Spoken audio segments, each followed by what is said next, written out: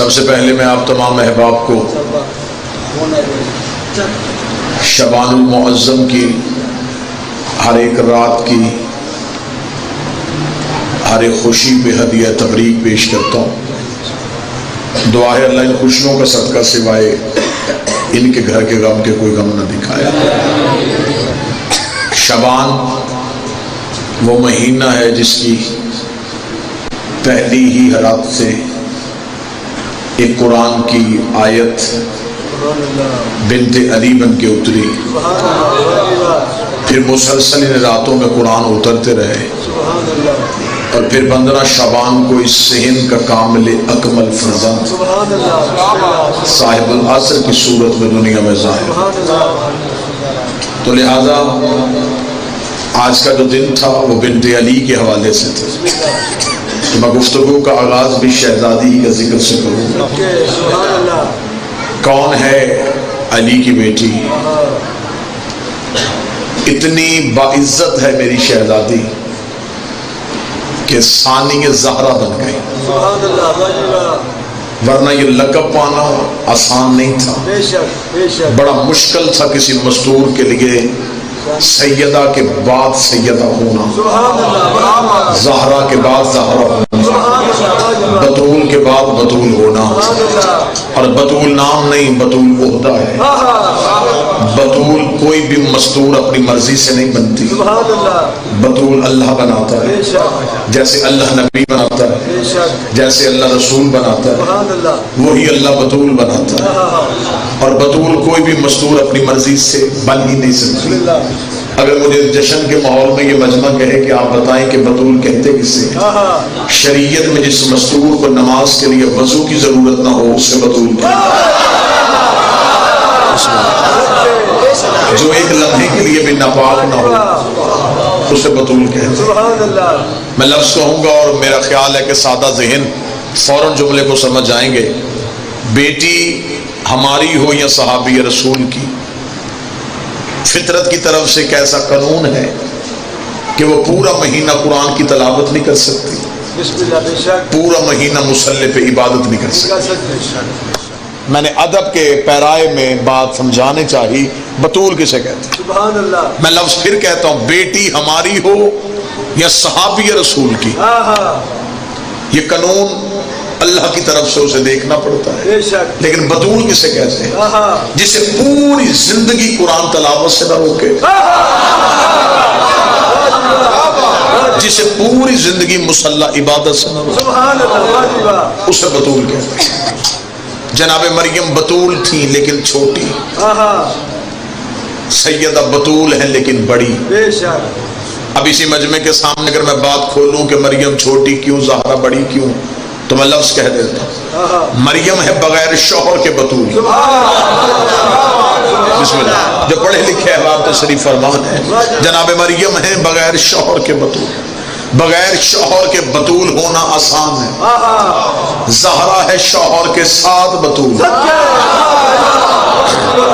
اگر بات ابھی بھی سمجھ نہیں آئی تو میں بات پھر پیچھے لے کے جاتا ہوں۔ یہ بات مشکل تھی، آپ میں سے کوئی بولنا یا نہ بولنا، اس لیے کہ بات مشکل تھی، شوہر کے بغیر بطول ہونا، شوہر کے ساتھ بطول ہونا۔ اگلی بات بھی آسان ہے، تائید بھی مجھے پورے مجمع کی چاہیے۔ مریم کا ایک بیٹا معصوم ہے، زہرا کے 11 بیٹے معصوم ہیں۔ مریم چھوٹی بطول ہے، مریم کا صرف عیسیٰ معصوم ہے، زہرا کے 11 بیٹے معصوم ہیں۔ مریم کا صرف عیسیٰ، زہرا کے 11۔ زمانے کو پتہ چل جائے گا چھوٹی بطول کون ہے، بڑی بطول کون ہے۔ جب بطول چھوٹی مریم، اس کا بیٹا بھی آ جائے گا، بڑی بطول زہرا، اس کا بیٹا بھی آئے گا۔ وقت نماز پہ اس وقت زہرا کا بیٹا مریم کے بیٹے سے کہے گا کہ اے مریم کا بیٹا، تقدم یا ابن مریم، مریم کا بیٹا تو اگلے مصلی پہ آؤ، میں پچھلے مصلی پہ آؤں۔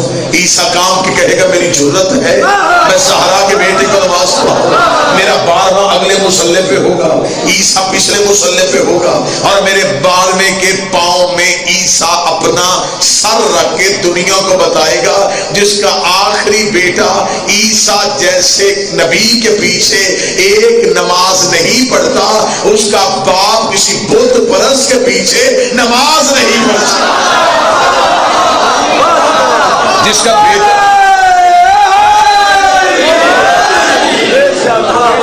صرف لفظ بطول سمجھاؤں تاکہ مجھے عالیہ سمجھانے میں آسانی ہو.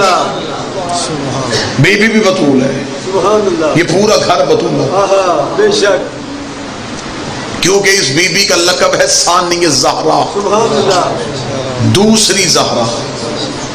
اور پھر ایک لفظ کہنے لگا اور مجھے ایک بندہ مجمع سے چاہیے جو مجھے اس سطر کی تائید کرے. یہ تھی جناب سیدہ بنت علی عالیہ بی بی کی عزت, فاتح شام کی عزت. یہ ثانی زہرا بنی, لیکن قیامت تک اس ثانی زینب نہیں بن سکتی.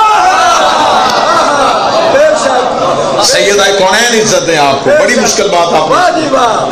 یہ زہرا کی جگہ پہ ثانی زہرا ہوئی, لیکن کوئی عالیہ کی جگہ پہ پھر ثانی زینب نہ ہو سکے. اس کا مطلب زمانے میں اگر کوئی مستور ہے جس کی برابری کوئی نہیں تو وہ صرف اور صرف علی کی بیٹی. اب کیونکہ مجمع بالکل سادہ ہے تو مجھے بات سمجھانی پڑے گی, ورنہ میں یہیں سے بھی بات گزر جاتا تو موضوع بڑا اچھا تھا, لیکن یہاں میں بات سمجھاؤں. میں نے جملہ کہا کہ سب سے زیادہ جناب مریم, آسیہ, حوا, سارا, یہ جتنی معظم بیویاں جس کا ذکر قرآن میں ہے, ان سب سے زیادہ عزت نبی کی بیٹی کی. جناب زہرا مریم سے بھی افضل, حوا سے بھی افضل, آسیہ سے بھی افضل, سارا سے بھی افضل. لیکن پھر جناب زہرا پہ آ کے فضیلت رکی. پھر علی کے گھر یکم شبان کو ایک بیٹی آئی, اس نے اپنی عزت اتنی بڑھائی کہ وہ جناب سیدہ کے برابر ہو گئی. اب پھر اس کے بعد کوئی بھی ثانی زینب نہ ہو سکا. اب میں ایک ہی بات میں پوری گرہ کھولنے لگا ہوں. جناب حوا کی بہت عزت ہے, سب سے پہلی عزت دار مستور جناب حوا ہے, لیکن جناب حوا یہ نہیں بتا سکتی کہ باپ کی عزت کیا ہے. جناب حوا نہیں بتا سکتی کہ ماں کا احترام کیا, اس لیے کہ حوا کی ماں بھی نہیں, حوا کا باپ بھی نہیں. حوا کے پاس سیرت میں ہر چیز ہے, لیکن ماں باپ کی عزت نہیں, کیونکہ تھے نہیں. اس کا مطلب دوسری عزت والی بی بی جناب مریم. مریم بہت عزت والی ہے, لیکن مریم نہیں بتا سکتی کہ شوہر کا احترام کیا ہے. حوا کے پاس باپ نہیں ہے, مریم کے پاس شوہر نہیں ہے. بڑی عزت ہے جناب آسیہ کی, لیکن آسیہ نہیں بتا سکتی کہ مومن شوہر ہو تو عزت کا طریقہ کیا ہے, اس لیے کہ وہ تو فرعون کے گھر میں رہتی ہے.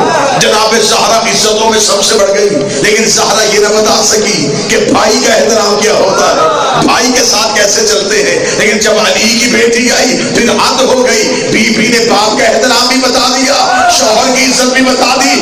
حسین کے چارزاد حسین بن کے زمانے کو بتا دیا اگر بیٹی زینب جیسی ہو تو وہ حسین بن کے بھی میدان میں آ.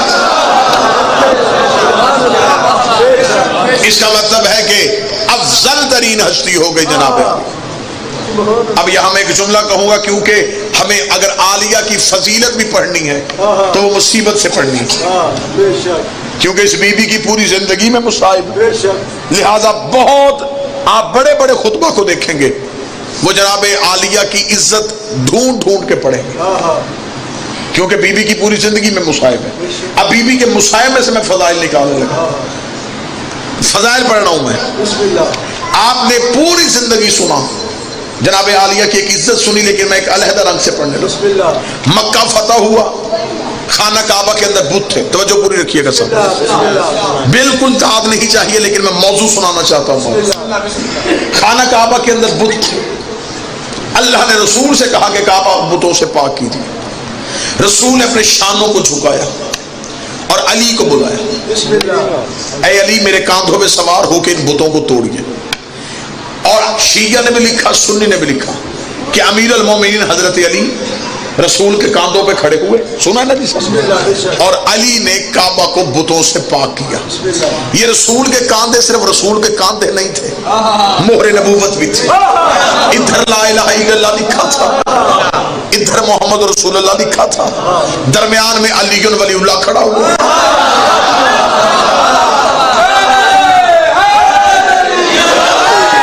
لا الہ بھی قائم علی ولی اللہ کی وجہ سے, محمد رسول اللہ بھی قائم علی ولی اللہ کی وجہ سے. اور رسول نے مولا علی کے کاندھوں پہ کھڑے ہو کے بتوں کو توڑا.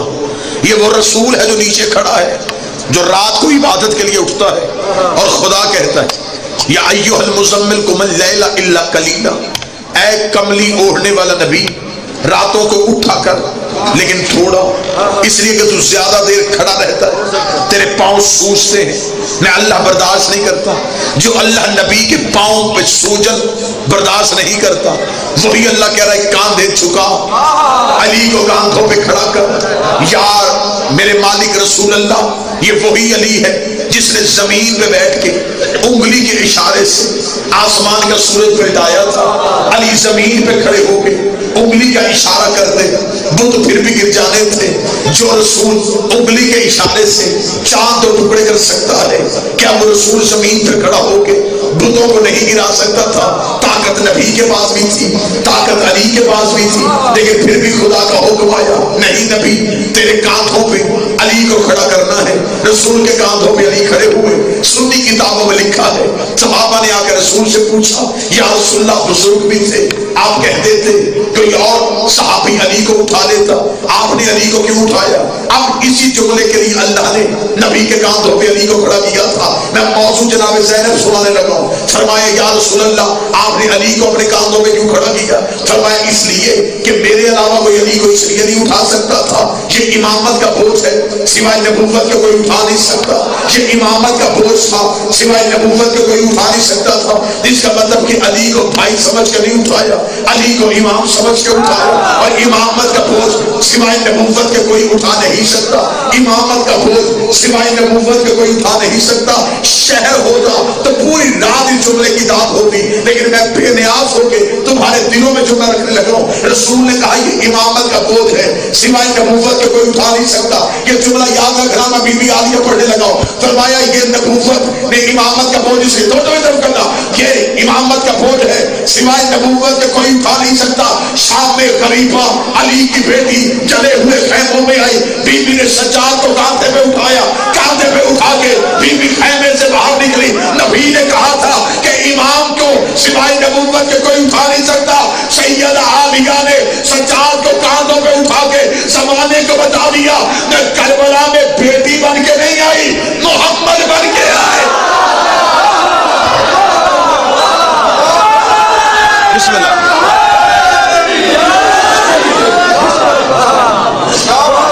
متوجہ صاحب، بی بی عالیہ کربلا میں جو سید الساجدین کو اٹھا، یہ بی بی نے پھپھی بن کے نہیں، محمد بن کے اٹھا۔ کتنی عزت تھی عالیہ کی کہ بی بی کے ہوتے ہوئے دو امام خاموش رہتے تھے، سبحان اللہ، بے شک جناب سید الساجدین اور مولا باقر العلوم۔ دو اماموں کے ہوتے دربار میں خطبے بی بی نے دیے، بے شک بے شک، بازار میں خطبے بی بی نے دیے۔ اب میں جملہ کہنے لگا ہوں، آپ نے ہمیشہ ذاکرین سے سنا، جب بی بی بولی تھی تو بی بی کا لہجہ اپنا نہیں تھا، ایسا ہی ہے۔ کس کے لہجے میں بولی تھی؟ مولا علی کے لہجے میں۔ اب اگر یہ مجمع میرے ساتھ، میں بڑا سمجھا کے موضوع پڑھ رہا ہوں تاکہ آپ کے دلوں میں موضوع اتار سکوں۔ بی بی بازار شام میں بولی تھی تو کس کے لہجے میں؟ مولا علی کے لہجے میں۔ اب یہی مجمع مجھے بول کے بتائے، معراج میں جب پردے کے پیچھے اللہ بولا تھا، کوئی ہے جو قدر کرنے والا؟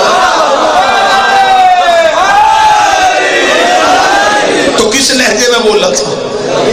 علی کے لہجے میں۔ اس کا مطلب ہے کہ دو جگہوں پہ علی کا لہجہ استعمال ہوا، یا معراج کے پردے میں یا شام کے بازار میں۔ اب میری سمجھ نہیں ہے کہ وہاں زینب بول رہی ہے یا یہاں توحید بول رہی ہے۔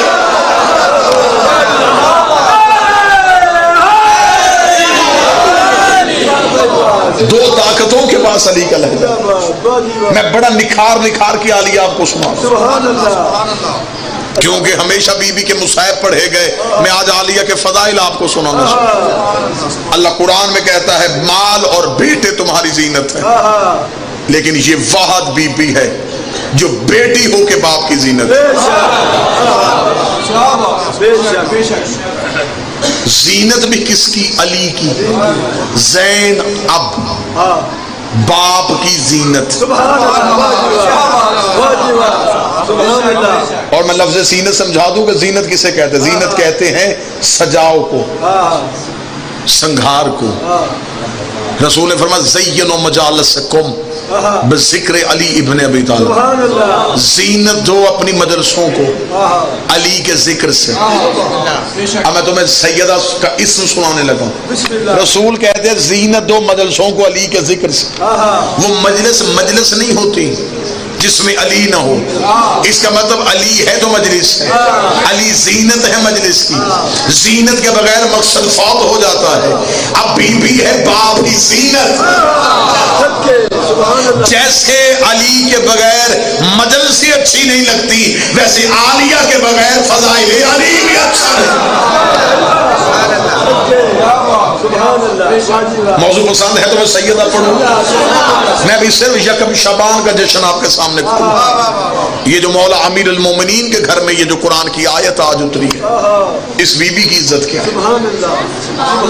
مشکل سے مشکل دعا مانگیے گا، یقیناً اس موضوع کا تقدس اتنا ہے کہ دعائیں ضرور قبول ہوں. اب میں بالکل فضائل پڑھ رہا ہوں، مصاحب نہیں، ایک لمحے کے لیے بھی، کیونکہ جشن.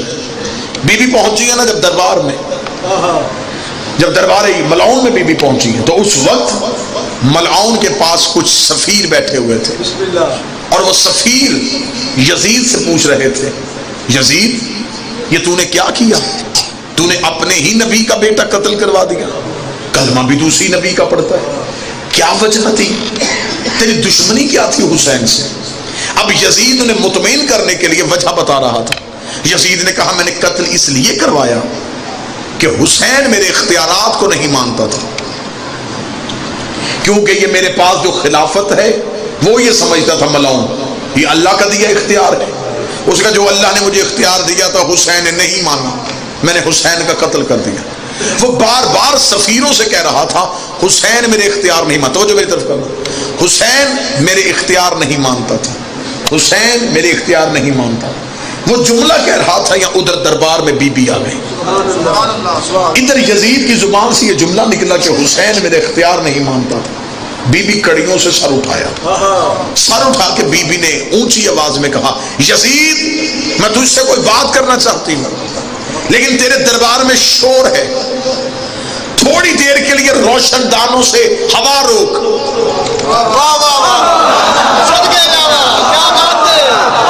کیونکہ روشن دانوں سے ہوا آ رہی ہے، ہوا کی سرسراہٹ کی وجہ سے کان میں آواز نہیں پڑ رہی، تھوڑی دیر کے لیے ہوا روک. یزید علی اللہ نے پاس بیٹھے سپاہی سے کہا کیا کہہ رہی علی کی بیٹی؟ وہ کہہ رہا بی بی کہہ رہی ہے کہ یہ روشن دانوں سے ہوا روک. یزید دیکھ کے کہتا میں کیسے روک سکتا ہوں؟ سیدہ جو سننے کے لیے آیا، جو سیدہ سننے کے لیے آیا. یزید نے کہا میں کیسے روک سکتا ہوں؟ اتنا کہنا تھا بی بی 2 قدم اور آگے بڑھی. اب یہ دیکھنا، اب یہ بی بی دربار میں قیدی بن کے نہیں، خطبے کے خنجر سے یزیدیت کی شہرت کو گانے لگی. بی بی کے ہاتھ میں خطبے کی دھار ہے. کیسے نہ یزید ڈرتا، عباس کی آقا زادی بول رہی جس کے سامنے غازی کا بھی سر جھکتا تھا، وہ شہزادی بول رہی تھی. 2 قدم بی بی آگے بڑھی. بی بی نے کہا اچھا تو روشن دانوں سے ہوا نہیں روک سکتا، پھر تیرے دربار میں سپاہی ہیں، سپاہی ہیں گھوڑوں پہ سوار. گھوڑا جب بھی کھڑا ہوتا ہے تو کبھی بھی اپنے سموں کو ایک جگہ پہ نہیں روکتا، وہ اپنے سموں کو حرکت دیتا ہے. بی بی نے کہا پھر اپنے سپاہیوں سے کہے تھوڑی دیر کے لیے گھوڑوں کے سموں کو روکے کیونکہ کافروں کا شور آ رہا ہے. یزید نے کہا کیا کہہ رہی ہے علی کی بیٹی، تجھے کیا خبر ہے یہ گھوڑوں کے سموں کو میں کیسے روک سکتا ہوں؟ بی بی نے کہا اچھا تو ہوا بھی نہیں روک سکتا، تو گھوڑے کے سم بھی نہیں روک سکتا. تیرے دربار میں کھڑے ہیں اونٹ، اونٹ اپنی گردنوں کو ہلا رہے ہیں، ان کے گلے میں ہے گھنٹیاں، گردنوں کی حرکت کی وجہ سے گھنٹیوں کا شور ہو رہا ہے. تھوڑی دیر کے لیے اونٹوں کی گردنوں کو روک دے. یزید نے کہا بی بی کیا ہو گیا ہے تجھے؟ کبھی کہتی ہے ہوا روک، کبھی کہتی ہے گھوڑوں کے ٹاپے روک، کبھی کہتی ہے اونٹوں کی گردنیں روک. تجھے خبر نہیں یہ سب کچھ میں نہیں کر سکتا. 4 قدم بی بی آگے بڑھی. اب بی بی نے یزید کا سر کاٹا. بی بی دیکھ رہی کہاں گیا تیرا اختیار، کہاں گیا وہ تیرا اختیار جسے حسین تسلیم نہیں کرتا تھا؟ تو ابھی کہہ رہا تھا حسین تیرے اختیار کو نہیں مانتا تھا، اور تو ابھی کہہ رہا ہے نہ ہوا تیرے اختیار میں ہے، نہ گھوڑوں کے سم تیرے اختیار میں ہے، نہ اونٹوں کی گردنیں تیرے کی بیٹی یہ کسی کے بھی اختیار میں نہیں ہے. بی بی نے پھر جلال میں آ کے کہا پھر تو نے ہمارا اختیار دیکھا ہی نہیں. یہ کہہ کے بی بی دربار میں پہنچی. بی بی نے بولا اوش کو خاموش ہو جاؤ. اتنا کہنا تھا ہوا وہی کی وہی رک گئی, گھوڑوں کا سر رک گئے, اونٹوں کی گردنیں رک گئی. جس سپاہی کا ہاتھ اٹھا تھا نیچے نہ گیا, جس کی آنکھ کھلی تھی بند نہ ہوئی. جب پورا دربار پتھر کا ہو گیا, اب مجھے جملے میں مجمع کی تائید چاہیے. سرکار پاک العلوم کہتے ہیں جب اس اسلام نے ہماری امام بولی تھی تو مولا کہتے ایسے لگ رہا تھا جیسے بتوں کے چھرمٹ میں کعبہ بول رہا ہو, جیسے انسانوں میں نہیں جیسے بتوں کے چھرمٹ میں کعبہ بول رہا ہو. جب علی کی بیٹی جلال میں آ کے بولی یزید کے چہرے میں موت کی زردی آئی. دیکھا علی کی بیٹی روحیں واپس کر دے, تو نے پورے دربار کو پتھر کا کر دیا. اتنا کہنا تھا کہ بھی دو قدم اور آگے بڑھی بڑھ گئی. اب بتا کہتی تو ہے یہاں ہے.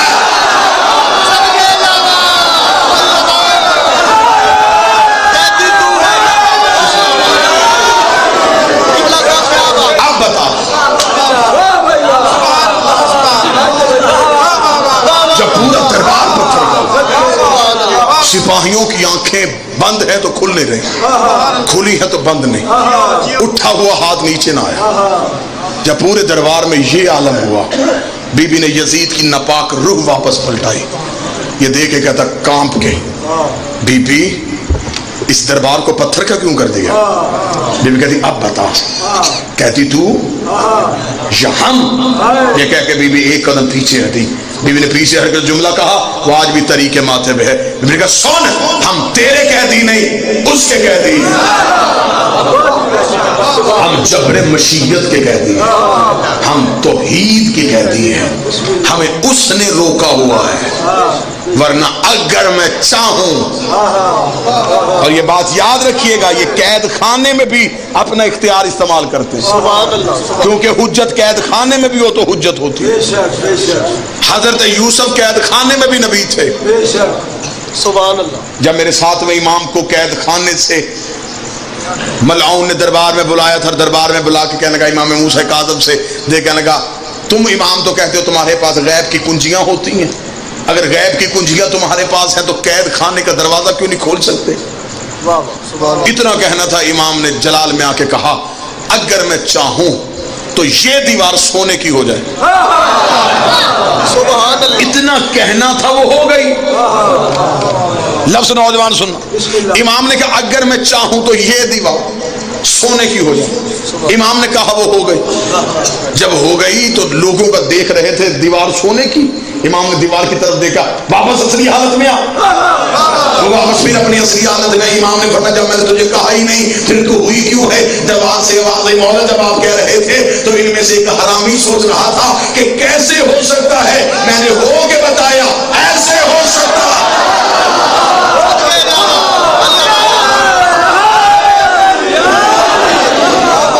یہ سوچ رہا تھا یہ سب کیسے ہو سکتا ہے, تو میں نے پھر ہو کے بتا دیا ایسے ہو سکتا. اسی بادشاہ کا ایک لفظ مجھے اور یاد آ گیا. بار بار ہارون نے کوشش کی کہ امام کا قتل ہو سکے, قتل نہیں ہو رہا تھا.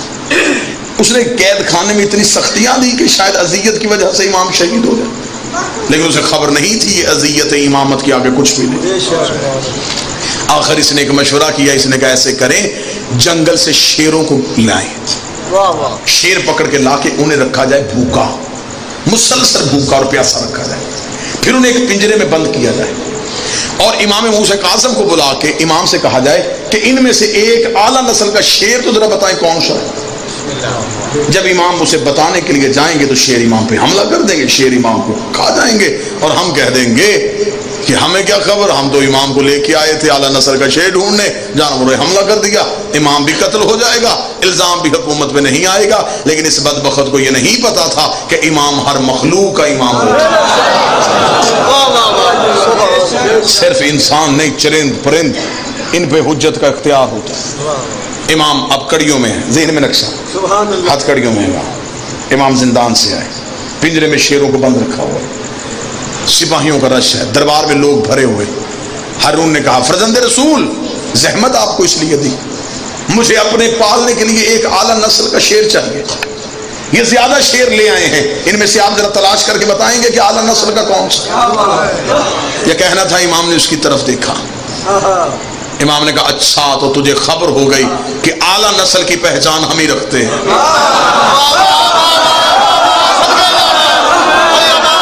کوئی تو ہوگا جو قدر کرے گا سب۔ امام نے کہا تجھے اتنا پتہ چل گیا کہ اعلیٰ نسل ہم ہی کے ذریعے سے پہچانے جاتے ہیں۔ امام نے کہا تالا کھولو۔ سپاہیوں نے کہا ہیں امام کو تو پتہ ہی نہیں چلا، انہوں نے تو کہہ دیا تالا کھولو۔ تالا کھولنا تھا، امام کا پہلا قدم پنجرے میں گیا، جانا تھا شیر، امام کو آتا ہوا دیکھا، پنجوں پہ اٹھے دوڑے، لوگوں نے سمجھا کہ حملہ کرنے لگے، لیکن یہ زیارت کے لیے ترسے ہوئے تھے۔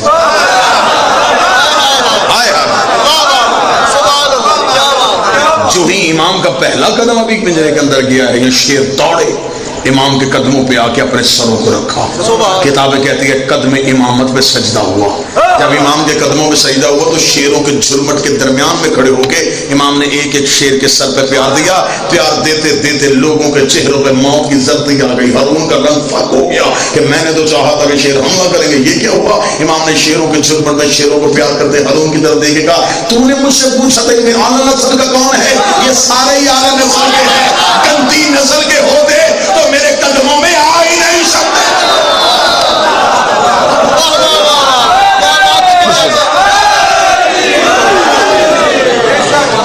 اس کا مطلب ہے یہ جو علی کی بیٹی بولی بات تو بی بی دربار میں بھی تحفظ دین کے لیے بولی۔ میں نے ایک عیسائی مورخ کی کتاب پڑھی تھی جو اس نے لکھا تھا کہ اس دنیا میں مثالی خواتین کا کردار کیا رہا۔ ایک انگریز اس نے کتاب لکھی جس میں اس نے دنیا کی ان عورتوں کا ذکر کیا جن کا کردار دنیا میں مثالی رہا۔ اس میں اس نے آخر میں کہا کہ سب سے مثالی کردار کربلا میں حسین کی ہمشیرہ کا تھا۔ اور ایک جملہ مجھے حسنین کو بندہ کہے کہ پوری زندگی تول اور یہ جملہ اٹھا تو میں لمحہ نہ لگاؤں، میں زندگی تول لوں اور عیسائی کا جملہ اٹھا لوں۔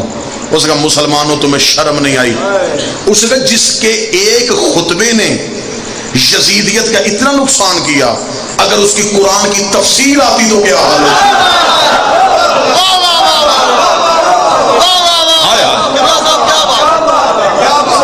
جو چند لمحے بولی اور اسلام کو منشور دے گئی۔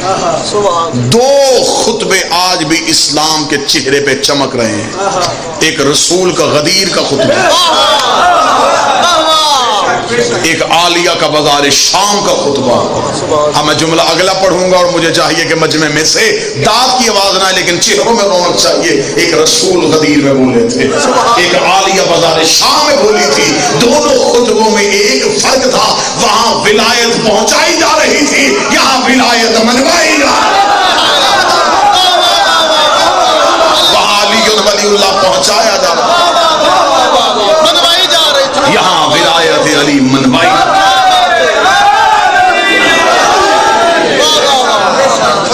اب دونوں خطبوں میں سے اثر کس خطبے کا زیادہ تھا وہ میرا مجمع بھی فیصلہ کر دے گا۔ پہنچانا آسان ہے، منوانا مشکل۔ جی تو دیکھو علی کی بیٹی کی کتنی فتح ہے، قاتل کے شہر سے جیت کے آئی ہے۔ قاتل کے شہر سے، کیا بات ہے۔ بی بی قاتل کے شہر گئی، اس نے صحرا میں امام حسین کا قتل کیا تھا، بی بی اس کے گھر تک پہنچ گئی۔ بی بی گھر جا کے اس کے بتا کے آئی ہے، اس کے گلے میں لعنت کا توق بی بی اس کے گھر جا کے ڈال کے، جس ملک میں اسے ہرا کے گئی تھی آج اسی میں فاتح بن کے بیٹھے۔ یہ جیت تھی۔ حسین کو شہید کربلا کہا جاتا ہے، غریب کربلا کہا جاتا ہے، عالیہ کو کہا جاتا ہے فاتح شام۔ شام فتح کیا۔ یہ شام وہ علاقہ ہے جو علی سے فتح نہ ہوا۔ مولا امام حسن کا دور گزرا، شام سازشوں کا گڑھ تھا، مولا حسن سے فتح نہ ہوا۔ مولا حسین کربلا تک رکے، اب محمد کے دو بیٹے رک گئے. پھر میں اب جملہ کہوں گا، ہوتے تو خطابت میں جملے ہی ہیں، پھر مجھے خبر نہیں کہ اس جملے کی کہاں سے تائید کا حق ادا ہوگا. جو کام محمد کے بیٹوں نے نہیں کیا وہ علی کی بیٹی نے.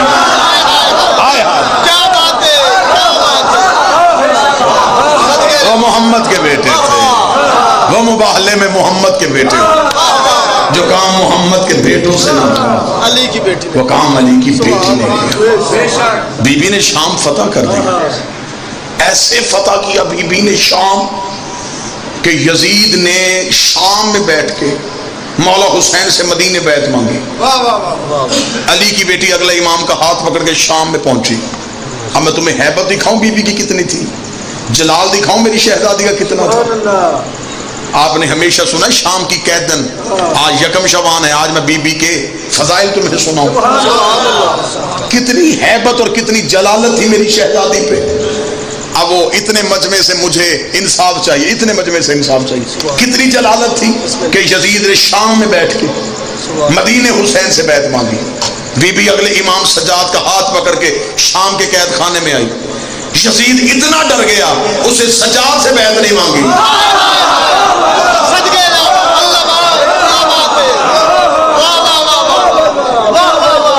اس نے مولا حسین سے بیعت مانگی تھی. تو مولا سجاد بھی تو امام ہی تھے. جو اختیار حسین کے پاس تھا وہی سجاد کے پاس. کہہ دیتا کہ حسین نے بیعت نہیں کی تو کر لے، لیکن اسے خبر تھی سجاد اکیلا نہیں، علی کی بیٹی بیٹھی ہے. یہی وجہ ہے جب یزید نے سجاد مولا سے کہا تھا میں قید آزاد کر رہا ہوں، مولا سجاد نے کہا فیصلہ میں نے نہیں کرنا، فیصلہ میری ماں کرے گی. کیونکہ یزید سہما ہوا تھا علی کی بیٹی کے خطبوں سے. اتنا ڈرا تھا وہ چاہتا تھا بی بی شام چھوڑ دے. بی بی نے کہا اب جاؤں گی تو پھر آؤں گی، جب پھر آؤں گی تو پھر کبھی نہیں جاؤں گی. شام میں راج کروں گی. اور شام میں آج بھی جو بشار الاسد حکومت ہے وہ نصیری ہے. اس وقت 2019 میں جو شام میں گورنمنٹ کر رہے ہیں وہ خاندان نصیری ہے. وہ علی کو اللہ کہتا ہے. کتنا جیتی ہے علی کی بیٹی.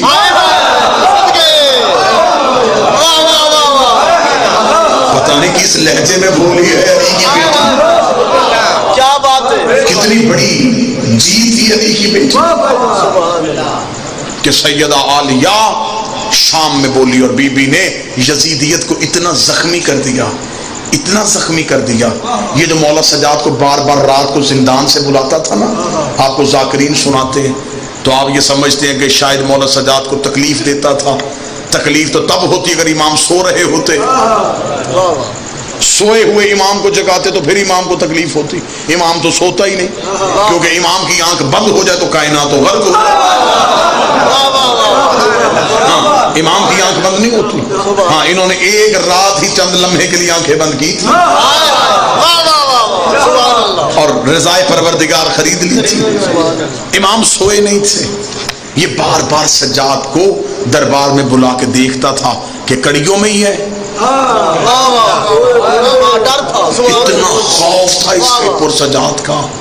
یہ بار بار دیکھتا تھا. اسے خبر تھی یہ لوہے کی کڑیاں ان کے سامنے کاغذ ہیں، کہیں سجاد مجھ پہ حملہ نہ کر دے. استاد قمر جلالوی نے کہا تھا بستر جو مخملی تھا اسے خار کر دیا، سونا فرعون شام کا دشوار کر دیا، نیند اس کی باندھ کے زنجیر پا کے ساتھ سجاد نے یزید کو بیمار کر دیا.